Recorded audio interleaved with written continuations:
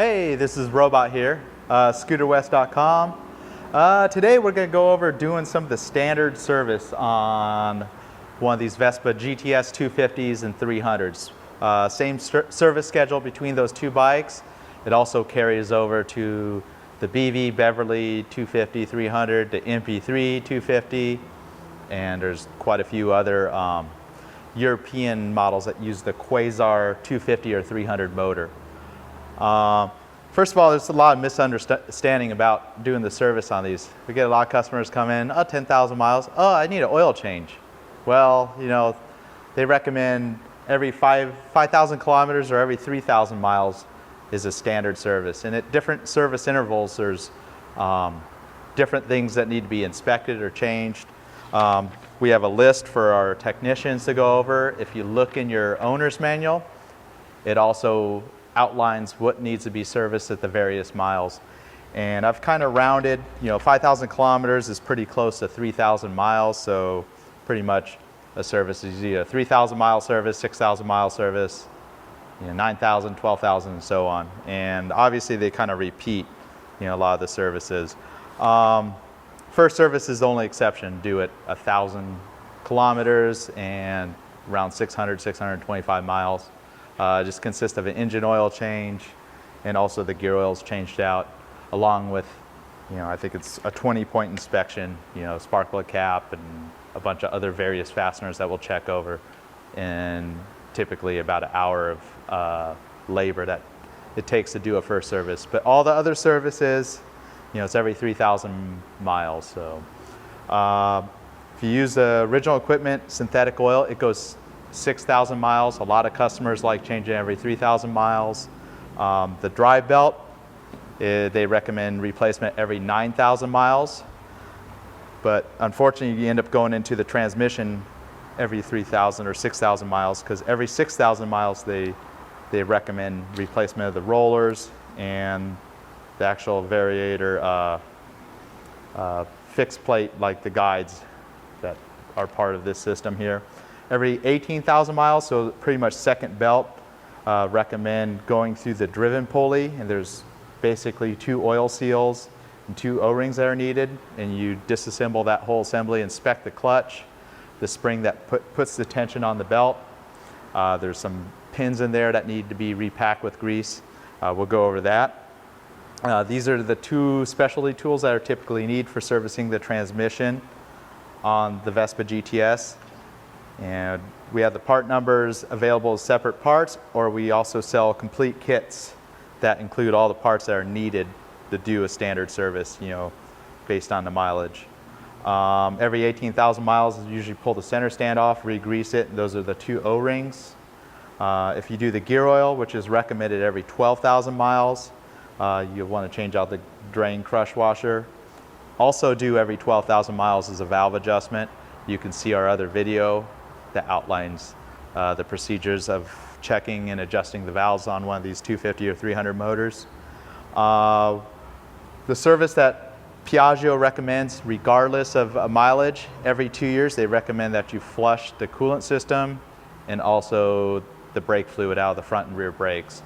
And today we're going to go over doing that too on this. This scooter has a little over 8,000 miles. Customer missed the 6K service on it. We're going to go ahead and do the equivalent of both the 6K and the 9K. So basically going through the transmission, engine oil change, spark plug change, in addition to doing the valve, or the belt, which is normally due at 9,000 miles. And then the next service on this would be due around 12,000 miles. Also, since this scooter's 2 years old, do the brake and coolant flush on it today. All right, first of all, we're going to change the engine oil. Access to this oil filter is a little difficult with this Leo Vinci SBK pipe. So I'm going to kind of cheat and use big adjustable pliers, crack the oil filter loose.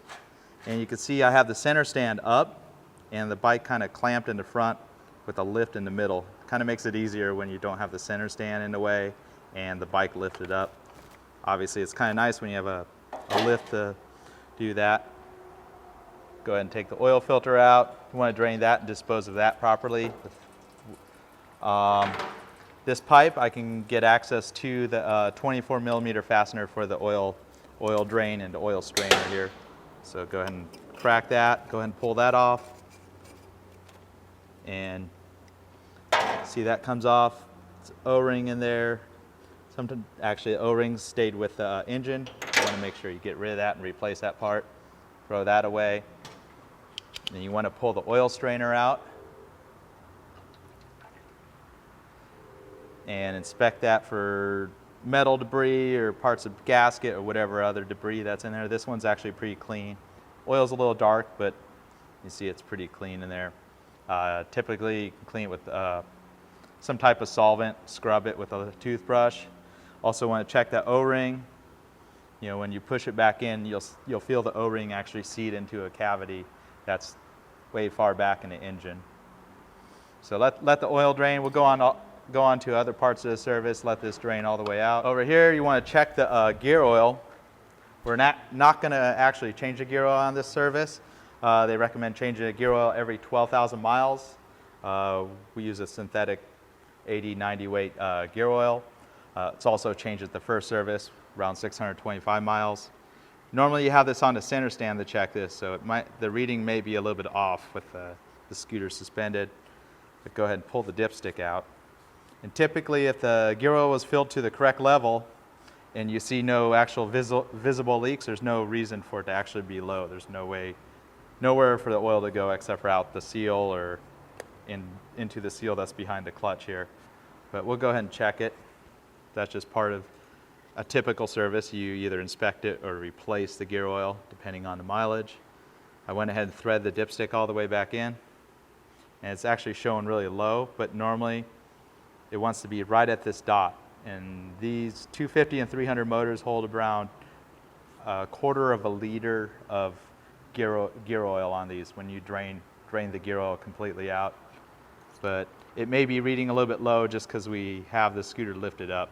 You know, if I drop it down on the center stand, I'll probably get a more accurate reading. Part of the 6K service, 9K service, 12K service, any of those is we're gonna have to get access to the air filter, pull this belt cover off. First of all, you need to remove the skirt, Phillips screwdriver here. On the new 2010 newer, they have a T25 Torex driver. You can see Scott has these clear covers, but there's actually a 6 millimeter flange nut. Needs a 10 millimeter wrench that you get access to right from back there. Pull that all the way, get the screw out of there, and get this skirt out of the way for right now. Okay, part of a 6K service, every 6,000 miles, 10,000 kilometers, you want to pull this air filter cover off and clean the inside of there.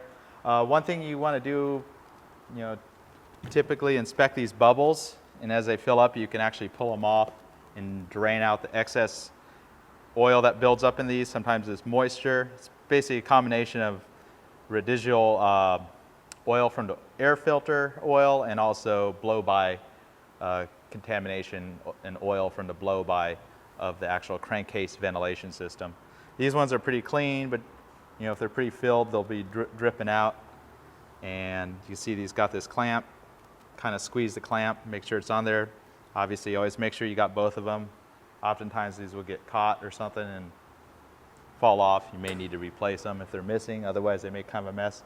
You got a couple fasteners that you need to remove, one here, here, here, and here. And then right above this slot, there's actually a thumb nut, and you can actually reach up there and unscrew it. And right about this level up here, there's another one. So you got 7 total fasteners. You know, 2 of them are these thumb nuts that you want to reach up there and get them by hand. And that's what that looks like. We have the air filter cover off. Sometimes there's excess oil. You want to take a rag, wipe it out, the inside of the cover. You can see the foam air filter. Sometimes they're black, sometimes there's kind of this yellowish color, or you could put the Trick Malosi one that's kind of a red and yellow. Now pull that away. It's not the worst one I've seen, but it's got some dirtiness to it. And in here you'll see some of the dirt that builds up. Parts washer, you may want to clean this whole cover out. And the filter, we'll go ahead and spray it with soapy water. and in hot water and wring it out basically. Clean it until it's all about consistently the same color. And once it's all cleaned up, we'll go ahead and liberally spray it with this Fab 1 Maxima air filter oil. This works pretty good. It's real tacky, kind of a messy job to do. Some people just opt to throw this away and buy a new air filter. It is reusable, but you need to clean it thoroughly and then re-spray it with filter oil. And I usually spray both sides and wring it out. And the nice thing about a filter oil that's got a dye in it, like this one's blue, is the whole filter will be kind of a consistent blue color to it, indicating that it's all covered with air filter oil. One thing before you take the belt cover off, you need to actually push the air filter up. There's 3 fasteners that hold this in place. Pulled one of the screws out, screw right here, make sure it's got both the star washer and the flat washer. Loosen this screw. See, I used the magnet to pull that one out. And of course the last screw is the most difficult one. On some of the newer models, the actual boss that this threads into is actually threaded. These older ones, they have a nut back here, and I'm reaching all the way to the back to trap the nut, you know, as I'm loosening the screwdriver, or the screw here. And you can see, retain the nut. Worst case is it drops back there, you just need to use a magnet to retrieve it. So get that longer screw out. Same washer arrangement. Obviously make sure all those screws are there. I frequently see them loose or missing. Now the air filter lifts out of the way there. Before you pull the dipstick, usually I want to pull the air filter for the belt cover off. To these kind of coarse thread Phillips screws, pretty much same screws that hold the air cleaner cover on. Pull that cover off, you can see some stuff falling out of it. And you see the filter's pretty dirty. And if this filter's clogged up, it's gonna, you know, cause premature wear on the belt because the belt will run a little hotter. This thing, you don't need to oil it. Just want to use compressed air and blow it out. And if it's really dirty like this one, maybe use a little soapy water and wring it out and then dry it out with compressed air. Or if you don't have compressed air, you can put it between a rag, kind of wring it out. Make sure there's none of the dust on the dipstick. Want to remove the dipstick. Just leave it in there for right now. This little cover right here. 3 little spots where you could pry at it. Pulls right out. And you see the rubber fasteners there. Want to use part number ETC. It's the clutch tool. Using a brand new one right here. And go ahead, get that engaged in there. Want to use the correct tool. I've seen people break the belt covers using other methods of locking up the clutch. A 19mm socket there.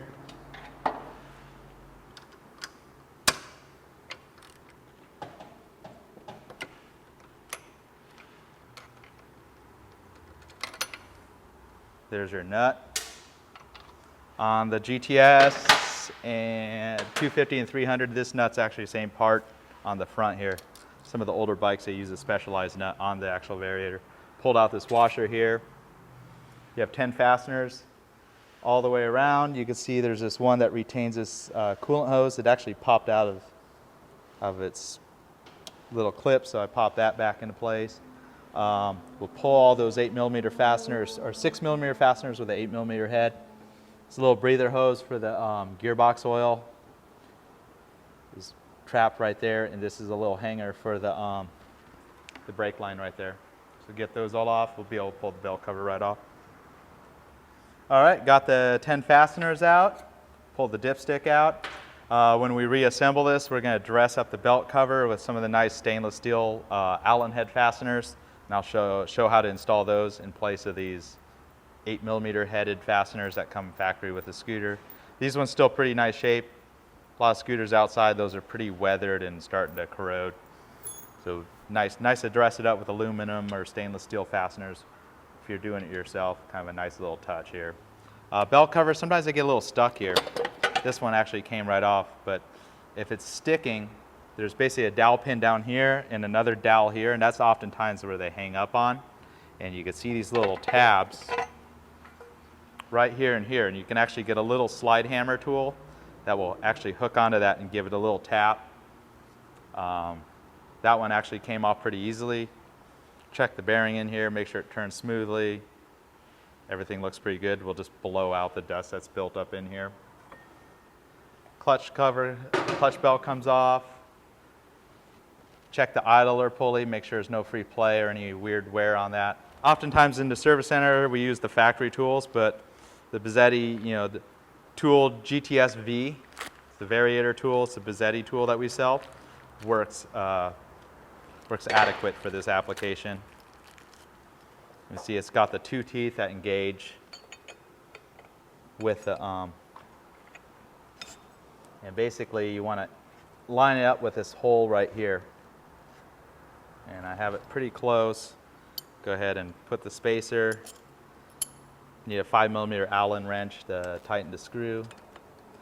And get that pretty close. There's two spots you can actually line it up with. Just to show you the other spot, turn it over. You see I'm turning that counterclockwise. It turns a lot easier counterclockwise. And it also lines up with this hole right here. You either use like a long wrench, a short one's not going to do it. You need quite a bit of leverage to break this nut free. We'll just use an air tool. Goes a little quicker.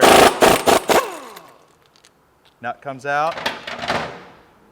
Get the tool out of the way.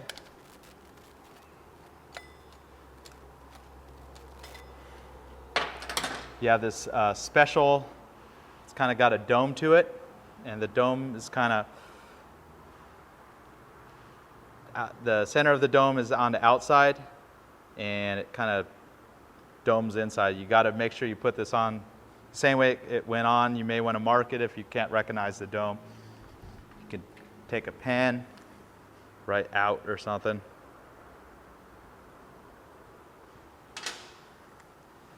You have a flat washer. This can go on either way, it doesn't really matter. You got the pulleys, we'll pull those right off. When these are brand new, this is perfectly smooth from the very outer edge to here. This one feels pretty good. Sometimes they have pretty substantial grooves in them. You could put a straight edge right across here and kind of eyeball the grooves. If any of those grooves are over like a millimeter deep from having a straight edge right across it, probably time to replace this pulley along with the variator. And sometimes we see the variators wear out before this part wears out. Now the second washer comes out. This is a different type of washer. Larger hole on it. Kind of goes over the splines. Pull the belt right off the driven pulley. Inspect the belt. We're going to discard this belt because this scooter is near the 9,000 mile limit for the belt, for 8,500 approximately, so it's pretty close. In the transmission, to do a 6K service, we'll also essentially do the 9K service by replacing the belt while we're in here. This belt actually, it still looks pretty good. There's no cracks. You take a caliper and measure it. This one measures 21.28. New belt, I think they measure around 23. We're about 21.7, so 22 millimeters what a new belt measures. Typically the limit, if it's 1 millimeter under what a new belt measures, that's a typical limit for one of these belts. So, if it's 1 millimeter under what your new belt measures, good idea to replace it. And frequently, if somebody rides this hard, they're on the freeway going full speed all the time, they're going to wear out the belt sooner. If you're going to just ride around town, short trips, never really get the belt too hot, could last as long as 12,000 miles. But if you change it at 9,000 miles, always going to be safe. Change it before it actually breaks. It makes quite a mess in the variator when this belt breaks if you neglect replacement of this belt. Go ahead and pull this boss out. You see this boss kind of got some gooey, sticky stuff on it. We're going to want to clean that off. A lot of times people wonder why it feels like the the scooter's hesitating when it's accelerating because this boss gets gummed up with residue from the worn bushings and also the residue from the belt and rollers or whatever other dust that builds up on this. And go ahead and clean that off. Carefully pull this off. If you grab the plate, you can kind of pull it off with the plate, otherwise all the rollers usually just fall right out. See there's a little bit of slop in there. If you replace those 3 slide bushings, tightens that up. That's sometimes part of the little bit of the rattle along with the clutch that you'll hear when the scooter's idling. There's a little bit of rattle from this, and also as the clutch wears, it makes a little bit of rattle. So, you know, there's the plate, discard those parts. Check the splines in there. If the variator nut has ever come loose, oftentimes these splines are pretty wasted. Could also potentially do damage to the actual crankshaft. Old rollers, they actually look not too bad for nearly 9,000 miles, but they do recommend changing them out. My experience is the OEM rollers seem to last longer than any other type of thing. We also offer the sliders, which are a popular item. Work pretty good, but you can see there's little flat spots wearing on them. Pretty dusty. Just go ahead and change them out. Piaggio recommends changing them every 6,000 miles. If you want to go further, you're welcome to. Again, kind of dust is built up. We're going to go ahead and clean all these components. You know, here in a parts washer, you can use the spray brake cleaner, soapy water, you know, anything of that sort. You see some of the dust that's built up in here. Put your finger in there or thread the dipstick in before you blow any of that dust out of here. We'll go ahead and clean that out. Clean all the transmission components and reassemble the transmission. All right, cleaned all these parts in solvent. Just kind of inspecting them, making sure there's no abnormal wear. This one with only 8,500 miles is in pretty good shape. You know, maybe at 30,000 miles it'd be pretty worn out, so maybe that by the time you're on your 4th belt, it'd be a good idea to change this regardless. The whole complete variator, which is a complete kit, includes the rollers and the back plate, the boss. Boss is all cleaned up. There's a spec for the clearances of this, but generally after you've seen enough of them, you just kind of feel it out for a little bit of free play. I mean, it's got very little bit of free play. If there's quite a bit of free play, you know, like it moves back and forth like a millimeter, it's definitely pretty worn out. It'd be a time to change the variator. Got that clean. You want to, whenever you put a new belt in, you want to scuff up this glaze surface. Just take a little, 80 to 120 grit. Don't need to spend too much time on it, just enough to break the glaze on there. Same with the outer fixed tab pulley here. Same thing, break the glaze. Before you put the clutch in there, you can see this clutch is really quite dry, which is the way you want to see it. If you see grease building up in here, then it would be time to overhaul this whole assembly, and you'll see one of our other videos on overhauling this driven pulley assembly and removing the clutch, and we'll show how to do that in another video.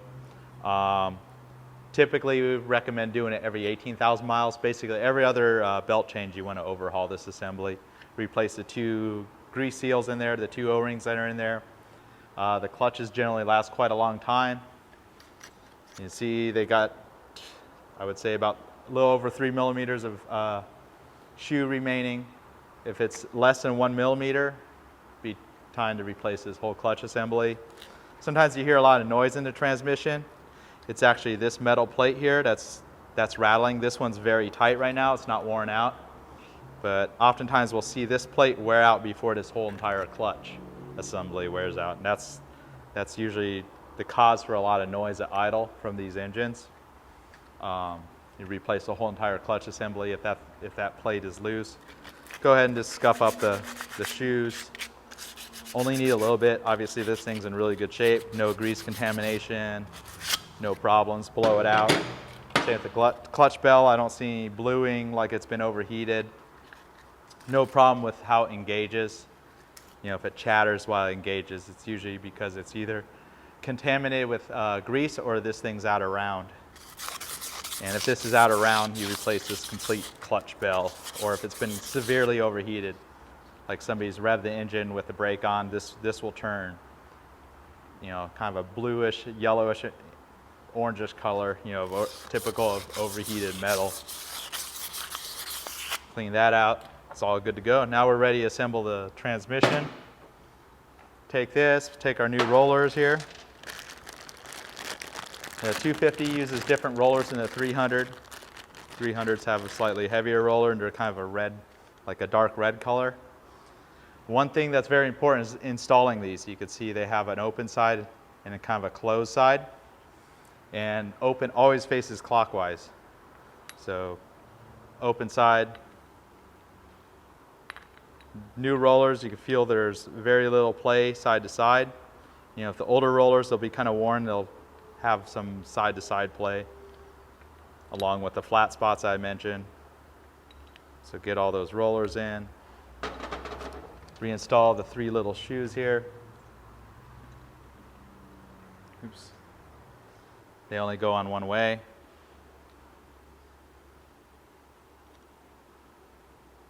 Push them on there and you'll feel that this goes in there pretty tight when you have a new set of those 3 shoes there.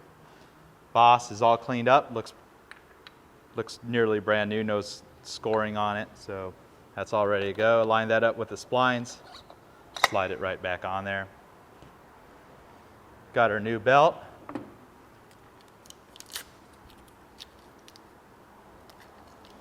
Have some arrows.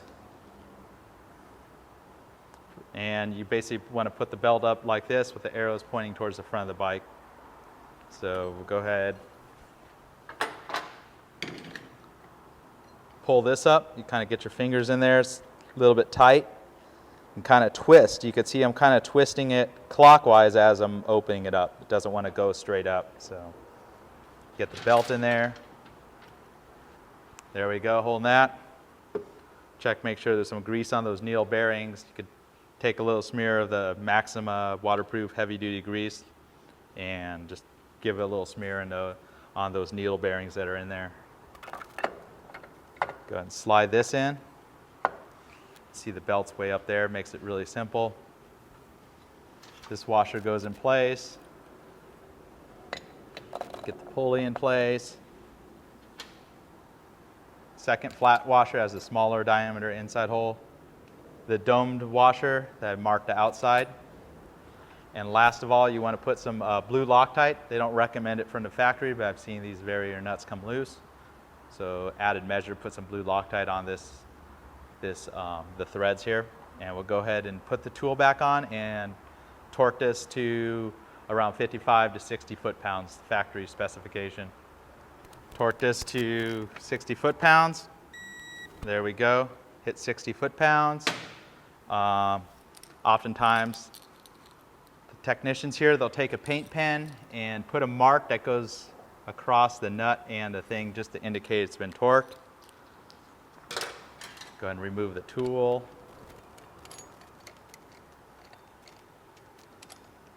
One thing, the belt's still a little loose, no problem. Instant you start it, it tensions right up. There's no need to really do anything. You know, it will tension up on its own right when the engine starts. Put the bell back on.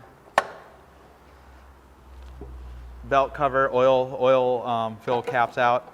And you see with this out of the way, it slides right on. And we'll go ahead and put this washer in the nut and go ahead and torque this to 45 foot-pounds with the tool. And we'll go ahead and put the outside perimeter fasteners. We're going to put the Allen fasteners on it. All right, with the Allen, stainless steel Allen fasteners or aluminum fasteners, any of the trick, you know, racing looking, super cool, high-tech fasteners, other than just the regular old cab plated ones, you want to coat the threads with a little bit of anti-seize. And the kits we sell include a little packet of the anti-seize. And go ahead, replace the fasteners. And if you want to use a torque wrench, they're normally torqued to around 7 foot-pounds. About all you want to do on these fasteners here. And just kind of snug it up with your hand. You if you're using a hand Allen driver. And same with this one, you got the clip for the brake hose and the little hose for the gearbox ventilation there. So get that one back in place. And obviously reinstall the remaining 8 fasteners. This one has the clip for the coolant hose up on this top one right here. And then we'll go ahead and torque this and get the air filter that we cleaned back in place. All right, all the new cover fasteners are installed and torqued. Got the tool in here. We're going to go ahead and torque this to 45 foot-pounds. Got the air filter back in place. I cleaned that out. Got the little cover, kind of snaps back in place. 2 screws here.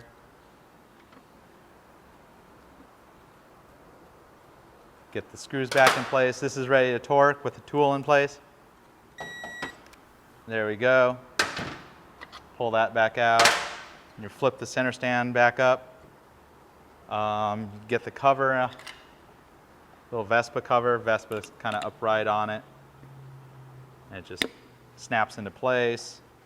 I'll just set the dipstick in there. I have oil to fill up. Air box is still kind of up. You can see there's a mud guard that actually is trapped on that. You want to make sure both these, the clips that are behind there that the screws thread into are centered with these holes here. Go ahead and push the air box kind of back down. Sometimes it takes a little wiggling to get it all lined up. Again, you can use like a number 2 screwdriver, make sure everything's all perfectly lined up, because frequently these screws will not want to line up. You'll be fighting it. And another trick is just get them all started. Don't bother threading, tightening one of them, because sure enough, the air filter box will be ajar ever so slightly and make it difficult to have everything lining up. This one's a little tricky. You want to use your 2 fingers, kind of hold the fastener. So another way to do this is actually open the under seat, and you can kind of get access to where that nut. Just holding it with my 2 fingers. That flange nut's got like some serration on the back, so it kind of, once it makes contact with the engine case, it will tighten right up without you needing to hold it with a wrench or anything. All right, all tightened up. Air filter, clean that. You kind of see the blue color that's on it from the dye of the Maxima air filter oil. Kind of just set it in place in the cover. Make sure that center one's there. Pop it up in there. It's actually a groove that runs the whole perimeter of the air box that lines everything up. And if you have a magnetic screwdriver, it makes the job a little easier. Take the first screw. I'm still holding pressure on the air box. And I usually like to start with this fastener first. That kind of holds it in place. Install the remaining fasteners, and then you got the 2 thumb screws. You can reach up there and tighten those, or come up from the top and tighten them. And we'll put the skirt back on. Pretty much done with the belt job and the air filter. All right. Go ahead and reinstall the oil strainer. Make sure it's centered and pressed all the way in. I put a new O-ring in there, put a little bit of fresh oil on it to kind of lubricate the O-ring. Thread that on. And again, different pipes. Sometimes you can get a socket on there. Other times you need to use a closed-end 24mm wrench. Doesn't need to be over, too tight. It's like maybe 20, 25, 30 foot-pounds at the most. Just give it a good snug little tightening. I got the oil filter, opened up oil. Go ahead and fill the oil filter almost all the way up. Helps get engine oil to the vital components. The first couple seconds of startup, because otherwise the engine runs dry for about 10 seconds, without oil. We have it all cleaned out in there. Make sure there's no debris on the actual seat. Go ahead and get it up in there. And you can see some of our other oil change videos. You can see this pipe, like I said, it's a little more difficult to get to. So I can't really get the wrench in there. There's nothing I can really get in there.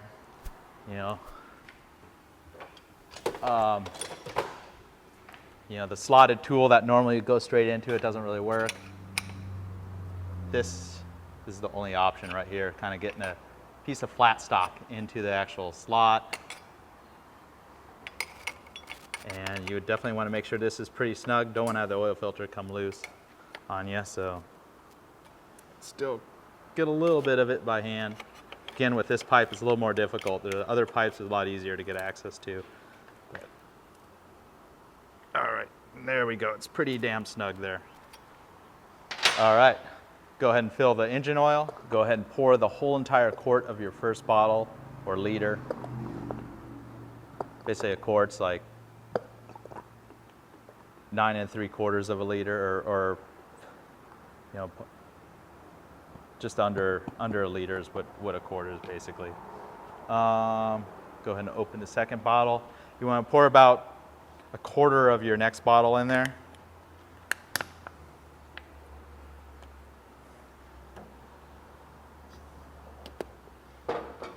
And oftentimes they'll have markings on the bottle. You know, there you go, 3/4 of a liter. Go ahead and check. There's a little bit more. And that's with an oil filter change. You know, you want to use that much oil. So there we go. Go ahead and put the dipstick in. We'll drop the center stand back down. It's kind of easier since I have the scooter jacked up from the center here. And we'll go ahead and start the scooter and we'll check the oil level. All right, we're going to go ahead and start the scooter for the first time here. And you can see the oil light's not extinguished yet. Don't want to rev the engine. The oil light will go right out after a couple seconds. Give it a couple of revs. And go ahead and shut the bike off. Let it sit for 15-20 seconds. And we'll go ahead and double check the oil level. It should be right where we want it.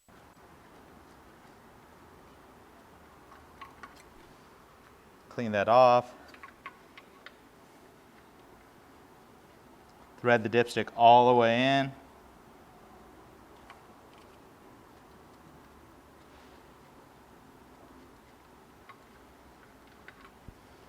And you see it's a little low, so we're going to add a little bit. It's right at the low mark. So I add another 100 cc's of oil. And I left the drain plug out for a good 45 minutes, so it drained every last bit out of the sump. If you just let it drain the bulk amount of oil, you're gonna it usually only needs about 1 1/4 liters. Let's give it a squirt there. That should bring it right up to the high mark. Since the oil's already been circulated around the oil filter, oil pump, and all that, I don't need to actually start the engine again. There's kind of a cheater way to check your oil too. If you just dip this in, if it shows up on the tip, when I thread it all the way in, it's going to actually show up high. So basically just a quick little dip showing up on the tip means it's going to be at the high mark. So I thread that in. Demonstrate to you. And there you go. It's perfect right at the top mark.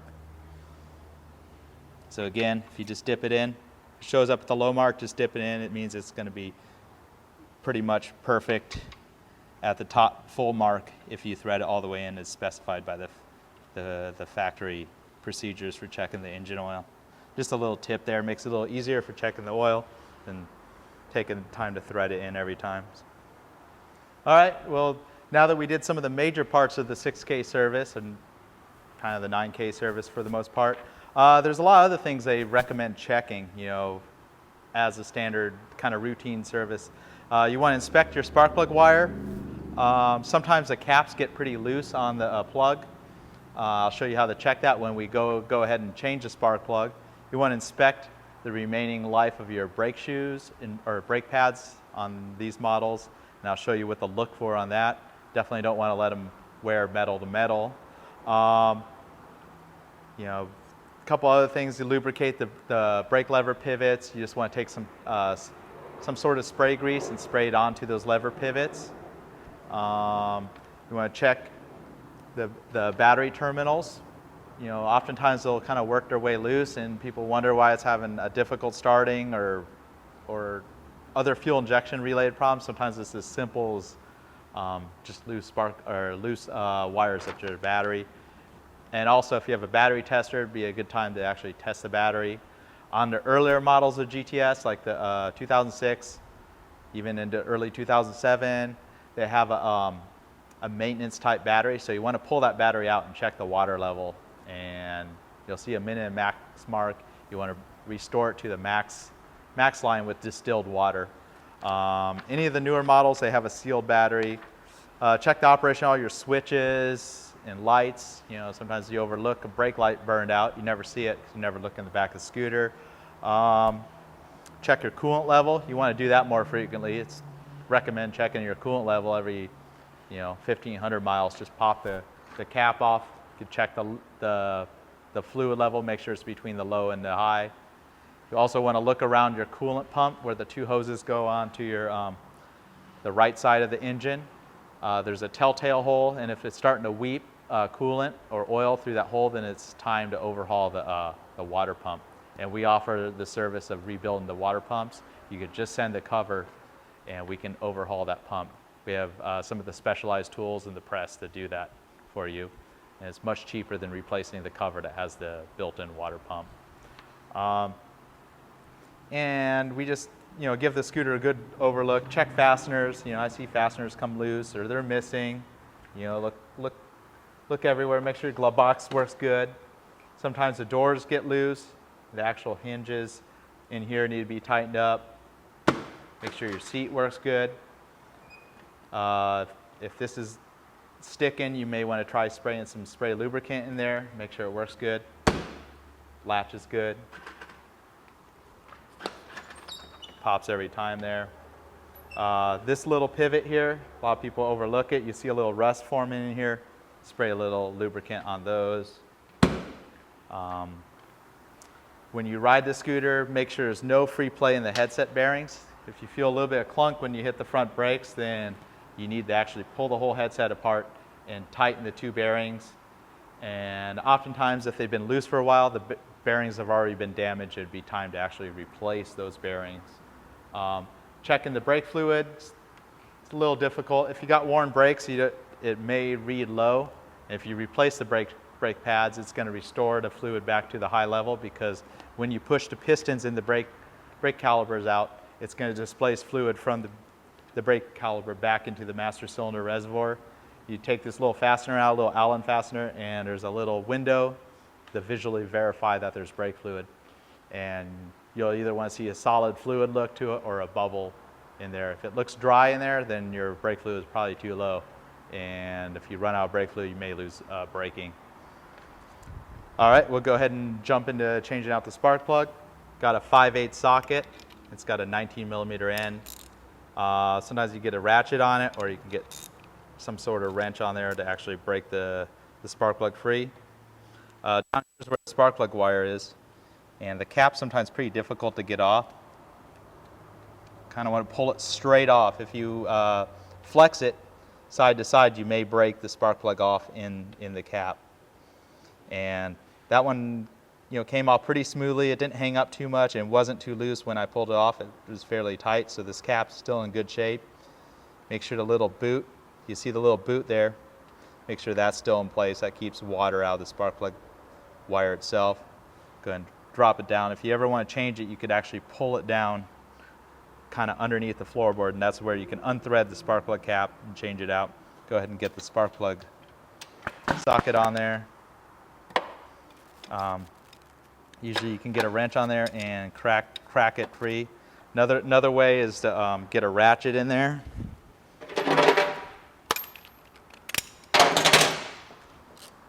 And you may need to position it where you could snap it on there.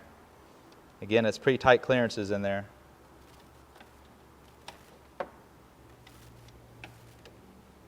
Kind of find a spot where it wants to line up with the actual socket here.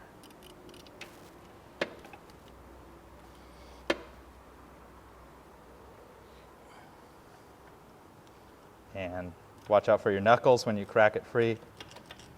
Get first couple turns. And oftentimes you can just get your hands in there and turn it the last 20 turns or 10 turns or whatever it is to get it the rest of the way off. Again, spark plug, you change it every 6,000 miles. I've seen them with the dual electrode, newer style plug. They'll last as long as 12,000. Good idea to inspect the plug. All right, got the plug out. This isn't excessively worn, but does have some wear. The actual inner electrode's kind of got a rounded edge on it, and that's usually what indicates a worn plug. And same with this ground strap. You see the gap's actually gotten more than what the specification is. And this is the original Champion plug with 8,500 miles on it about. And we'll replace it with the newer style plug that's used on the newer Piaggio products. And generally this plug will last as long as 12,000 miles. You can see it's got 2 electrodes for the grounds. And will retain a sharper edge longer. There's also an iridium plug available that lasts quite a long time. Definitely recommend going with the NGK product over to Champion original plugs that they used to it on these. Around 2009, 2010, Piaggio switched over to the NGK for the spark plugs. Again, with the cap, this is a brand new cap. Kind of show you how these caps work. It's something that eventually does wear out on all these modern Vespas. It's a specialized 90-degree cap. And it snaps in there, and you see it's spark plug's nice and tight on a new plug cap. If it's really loose in there, then it's time to replace it. You want to swap that green boot over there. In there, it looks like a regular wood screw or something. That actually threads onto the wire, so the old one will unthread, and there's also a little rubber boot. You put a little dielectric grease on there. One last thing to check on these spark plug caps. If you have a problem with the bike stalling, or just other hiccups, the first thing you want to check is the actual spark plug cap resistance, because it causes a lot of interference with the fuel injection system. If the resistor that suppresses some of the electromagnetic radiation that comes off the ignition system is burned out in this. Basically set a meter to the ohm setting, go ahead and probe both sides, and it should be around 5 kilo ohms. So really close to 5 kilo ohms when it's a new one. If it shows infinity, OL, which is an open circuit, definitely time to replace this cap. And I do see the resistors sometimes go out in these caps before they actually wear out. A couple other things to check in here that a lot of people overlook, with their scooters. Fuel injectors, a lot of times they don't really ever fail, but if this injector connector is face forward, the underseat bucket will actually break this connector off at the fuel injector. And I've seen scooters towed in, injector wasn't secured, and it's broken. Kind of expensive part to replace that's easily avoided. You can see the clip, there's actually a metal clip that holds the injector to the far left. And if the clip's not there, you can put a zip tie around it, make sure it's all the way over. Check your fuel lines. These fuel lines last quite a long time. You can see they kind of 250 is going to have 2 fuel lines. They actually route underneath this throttle body right here, and they go to the fuel pump right here. And there should be a strap that holds the 2 lines. If the strap's missing, you definitely want to replace that strap. Another thing you can't really see here, if you're having idling issues, this rubber intake boot that this actually mounts into, this is the throttle body and also the ECU that controls the fuel injection and ignition system on these scooters. If this boot has any sort of air leak in it or cracks in it, it's going to cause running and idling issues. It would be time to replace this. All right, got the spark plug back installed, and pop the cap back on there. Make sure the wire's kind of routed back towards the center.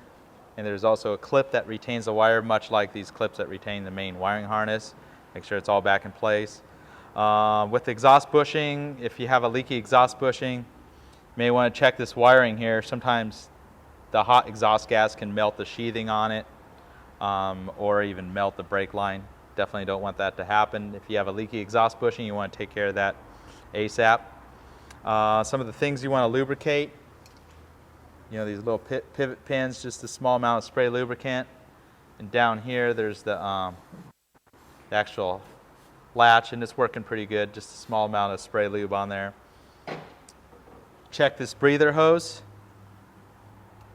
When you do a valve adjustment, usually you replace this with a reusable hose clamp. But if you see cracking at this hose, it'd be time to replace this hose. Frequently you see those cracking. Check your throttle free play. That's about the perfect amount of free play right there. You want to have some free play. If you adjust it too tight, you could potentially have the idle hang high when you, for instance, turn steering to the far left or far right. To make adjustments to the throttle cables, there's two nuts on each side of this bracket, and you want to crack those loose on the pull cable. Pull cable's the one that's located below the push cables on top, and oftentimes you don't need to make much adjustments to that, but to adjust the free play, you want to adjust the pull cable, which is the lower one. And kind of difficult to get a small wrench in there, but it can be done. Also, if you have the headset apart, there's also adjusters at the throttle assembly itself, much like this, but easier to get to if you have the front headset all apart. All right, got the cover off. There's one single screw that holds this cover on. This is where your coolant reservoir is. You want to check the level. You kind of give the scooter a little wiggle, and you can see the fluid levels just right below that high mark. That little mark there is the high. The low's kind of right where this tank's actually cast. And if you wiggle it, you can see the water kind of rock back and forth. But since this scooter's a little over 2 years old, we're going to go ahead and change the coolant. And you can even verify it looking down in there. This has got the pink GIP coolant, and we'll go ahead and replace it with the same coolant. Any type of ethyl glycol, I think it is. It's the formula for the coolant. 50-50 mix is what these use. The GIP original equipment GIP stuff is actually dyed pink. Check the battery. You could pull the four fasteners here. Make sure the straps are tight. Make sure the battery terminals are tight. And you see the positive actually has a little corrosion right there. Just a little bit of corrosion kind of building up right there. You could take that terminal off and wire brush it. I'll go ahead and pull that off just to show you. Normal practice is disconnect the black first. Less likely to short anything. You see a little corrosion right there. It's not that bad, but take a wire brush or something. Same with the terminal right down there. Now it's nice and shiny. You apply a little dielectric grease to the actual terminal itself. Kind of prevents corrosion or minimizes it nonetheless. And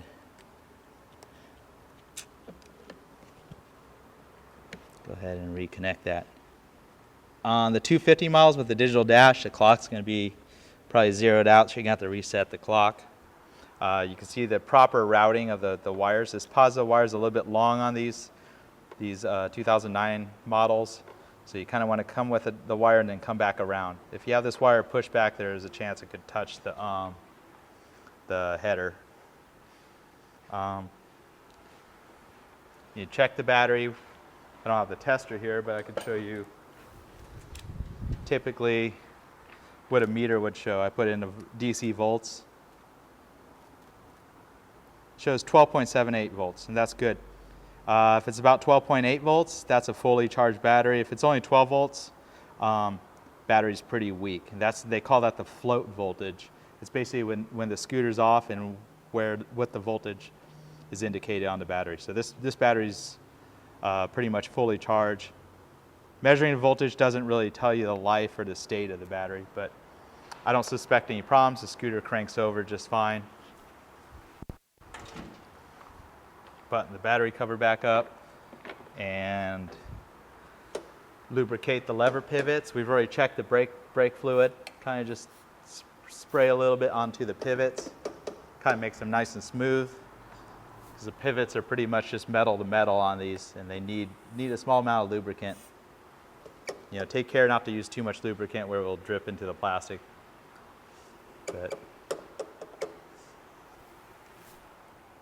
And inspect the brake life. Go ahead and raise the scooter here. It's kind of hard to see the actual brake pads on these, but it's definitely something you want to check along with your tire life. This tire is definitely more than halfway worn. This is the original tire. on the front, over 8,000 miles. So it's something that's going to need to be changed soon. And you can see the actual pads under here. The actual pad right there, that's kind of painted green, but also the pad's kind of got a green color. And looking at it, it looks like it, I would guess it has about 6 millimeters of thickness to it. That's pretty good. These front pads last quite a long time. We have some upgrade pads that actually grab the rotor a little bit better, that have a different compound, a centered compound, a little more braking power.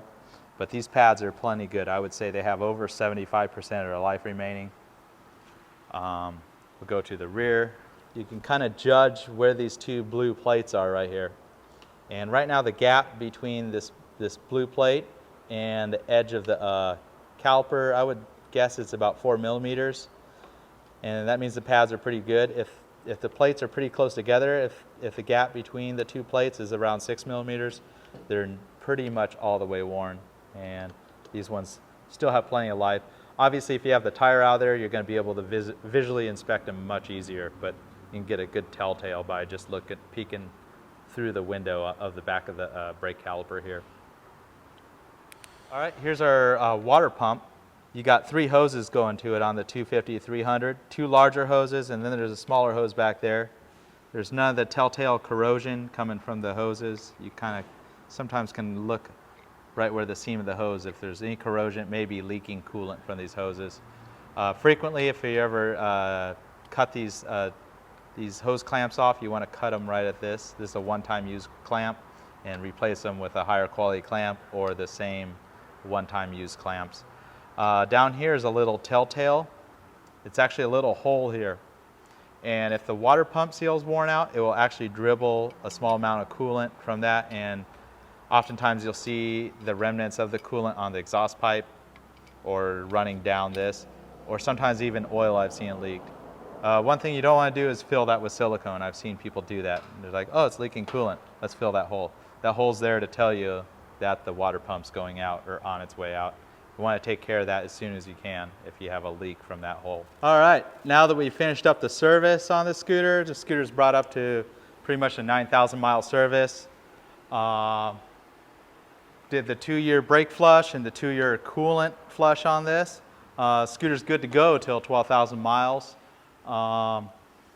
Again, you want to definitely look at the owner's manual or service manual for the service the service chart of what's recommended at each interval of service. Generally every 3,000 miles or every 5,000 kilometers, there's some sort of service due on these scooters.